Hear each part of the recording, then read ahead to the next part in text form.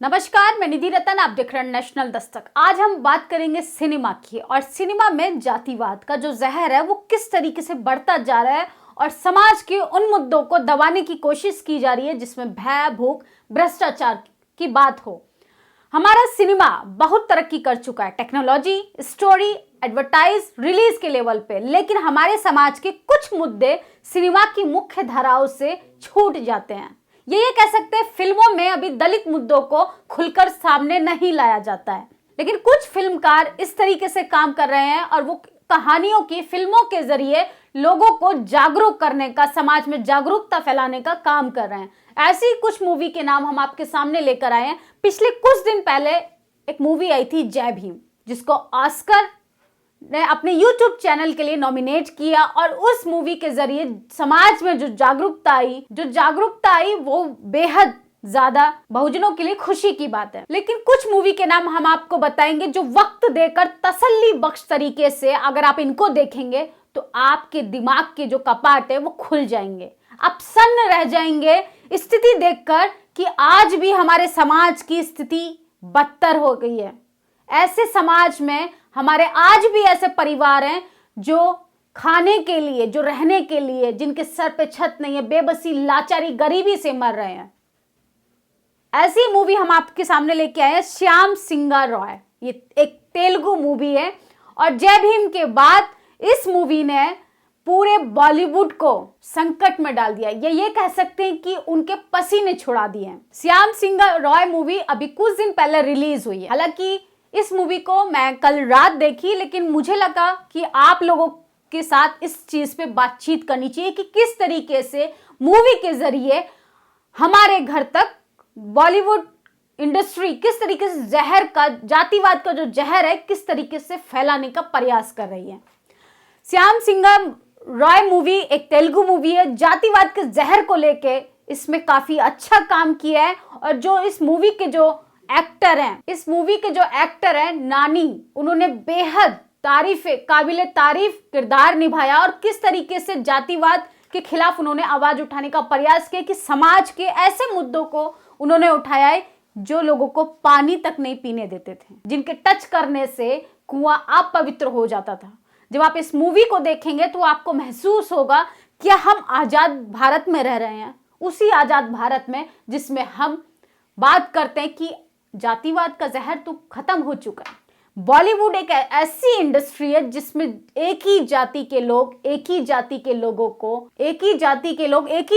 लोगों का शोषण करते हैं, और वही चीज हमारे समाज में परोसी जाती है, और वही चीजें मूवी से लोग सीख कर वही चीज करने लगते हैं। बॉलीवुड की मूवी में एक पर्टिकुलर जाति का लोग, एक ठाकुर जाति के लोगों को रूल करने के लिए बनाया जाता है, और बहुजन समाज की बात करें, एसटी एससी माइनॉरिटी समाज के लोगों की बात करें तो उनको हमेशा अपराधी के तौर पे बॉलीवुड मूवी में दिखाया जाता है। लेकिन तेलुगु मूवी की अगर हम बात करें तो तेलुगु मूवी बेहद अच्छा काम कर रही है। शायद ये कह सकते हैं कि तेलुगु मूवीज के जरिए हमारे समाज में जो जागरूकता पैदा हो रही है वो बेहद ज्यादा बहुजनों के लिए जरूरी है। जय भीम मूवी के बाद जिस तरीके से आपको अपने राइट्स के प्रति, एजुकेशन का जिस तरीके से महत्व बताया गया, इस मूवी में भी, श्याम सिंगा रॉय मूवी में भी आपको, जब आप इसे देखेंगे तो आपको महसूस होगा कि हम उसी भारत में रह रहे हैं जिसमें जातिवाद का जहर हमारे चारों ओर आज भी फैला हुआ है। जिसमें हम बात तो करते हैं डेमोक्रेसी की, जिसमें हम बात तो करते हैं इक्वलिटी की, जिसमें हम बात तो करते हैं फंडामेंटल राइट्स की, जिसमें हमारी सरकार बात तो करती है हिंदू राष्ट्र की। लेकिन जब आप महसूस करेंगे इन मूवीज के पात्रों को, घटना पात्रों को, तो आप रिलेट कर पाएंगे अपने साथ हो रहे हर पल, हर सेकंड, हर क्षण हो रहे भेदभाव को।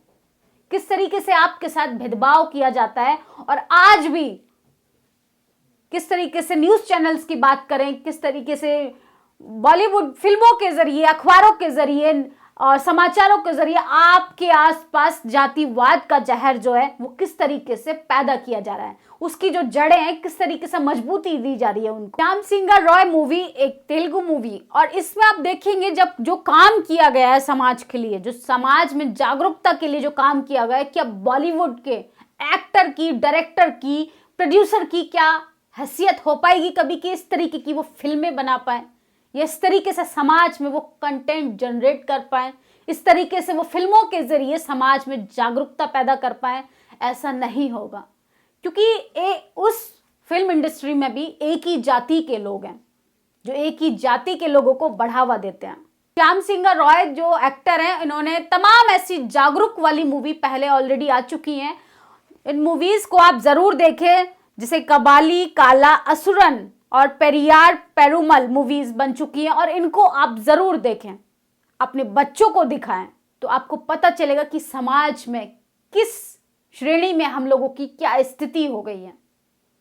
हम वर्ण व्यवस्था से तो भले ही निकल गए हों, लेकिन आज भी उसके दंश को आज भी झेल रहे हैं, आज भी उसी पीड़ा को, उसी दर्द को आज भी महसूस कर रहे हैं। और अगर हमने अपने समाज में बदलाव नहीं किया तो हमारे आने वाली पीढ़ियां भी उसी दर्द को महसूस करेंगी जो हमारे पूर्वज हम महसूस कर रहे हैं। जो हमारे साथ बरसों से अत्याचार, पीड़ा, गरीबी, लाचारी, बेबसी है, वो हमेशा रहेगी। इसलिए समाज में जागरूकता को पैदा करने के लिए, परिवार में जागरूकता पैदा करने के लिए आपको इस तरीके की मूवी जरूर देखनी चाहिए और बायकॉट करना चाहिए बॉलीवुड की ऐसी मूवी का जो जातिवाद को बढ़ावा देती हो। तो मेरी आप लोगों से अपील है कि आप श्याम सिंह रॉय मूवी को जरूर देखें, और इस मूवी को आप देखकर जरूर आपको महसूस होगा कि हम उसी आजाद भारत के आज भी गुलाम हैं, जिसमें वो डेमोक्रेसी की बात तो होती है, लेकिन डेमोक्रेसी को खत्म किया जा रहा है। दो मूवीज, ये स्क्रीन पे आप दो मूवीज के पोस्टर्स देख रहे हैं, एक इंडिया अनटच्ड और फ्रेंडली। इन मूवीज को जब आप देखेंगे तो आपको और ज्यादा झटका लगेगा और आप सोचने पे मजबूर हो जाएंगे कि आज हमारे समाज की, आज हमारे बहुजन समाज की स्थिति क्या है। ना वो पढ़ने के लायक बच्चा, ना वो सोचने के लायक बच्चा, और ना ही वो समाज की उस हिस्सेदारी से अभी वो बहुत पीछे है जिसमें हम बात करते हैं समानता की, जिसमें हम बात करते हैं इक्वलिटी की।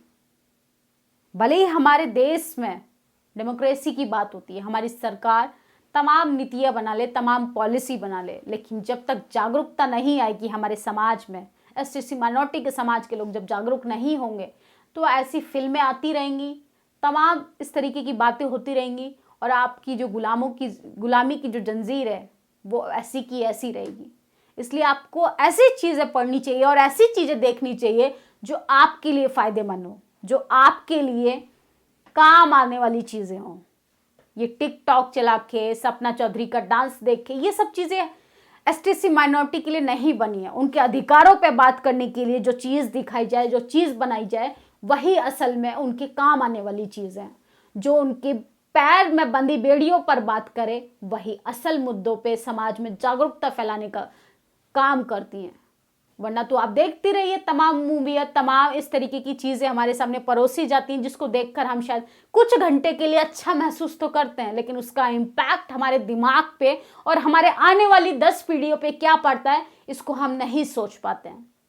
इसलिए आपको मूवीज़ के मामले में क्या देखना चाहिए और किताबें क्या पढ़नी चाहिए, ये भी बहुत मैटर करता है। क्योंकि जब आप अच्छा देखेंगे नहीं, अच्छा सुनेंगे नहीं, अच्छा बोलने के लिए आप कभी कैपेबल या आपके अंदर वो क्षमता पैदा नहीं होगी।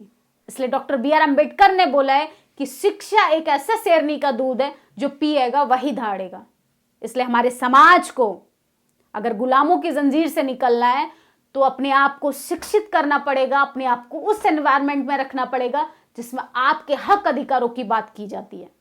इन सब चीज़ों को लेके क्या आज भी सिनेमा में जातिवाद आप लोग महसूस कर रहे हैं?